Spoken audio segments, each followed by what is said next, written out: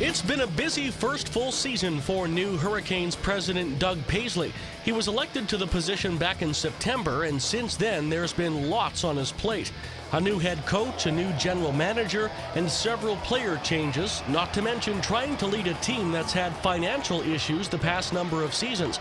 Despite not making the playoffs again, Paisley is happy the direction the club took after Christmas. The moves that were made, to stabilize the franchise and get the real player-centric mindset in place and get the culture fixed, we did take some huge steps in the right direction. Deciding the future of Peter Anholt is a priority for Paisley and the rest of the board of directors. Anholt took the job as head coach and GM a few months ago on an interim basis.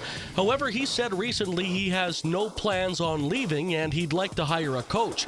Paisley says getting Anholt's future secured is very important, especially with the bantam and import drafts coming up soon. We as a board, feel it's a huge priority to secure Peter moving forward. We've got to, make sure it works for both parties.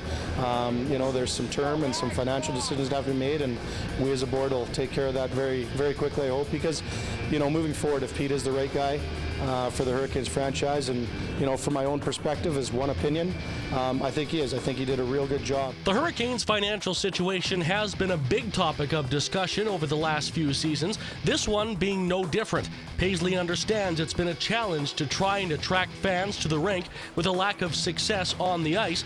He feels, though, that's starting to change. We're working through the budgets right now to, see what it looks like moving forward, get some realistic numbers on paper to reach and, set goals that are attainable.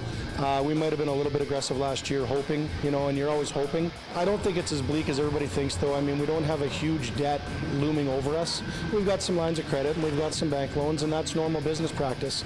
I operate with that in my own business every day, so we've got some work to do.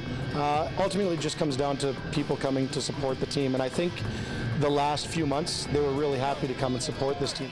Paisley told a public information meeting recently that plans are in the works for Western Hockey League Commissioner Ron Robison to come and speak with shareholders, and that should happen within the next 6 to 8 weeks.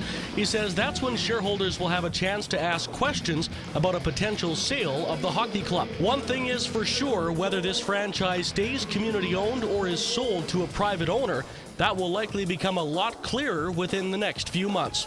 I don't think we're going to be at a break even. Like I said, I haven't seen the numbers yet. We will show a loss.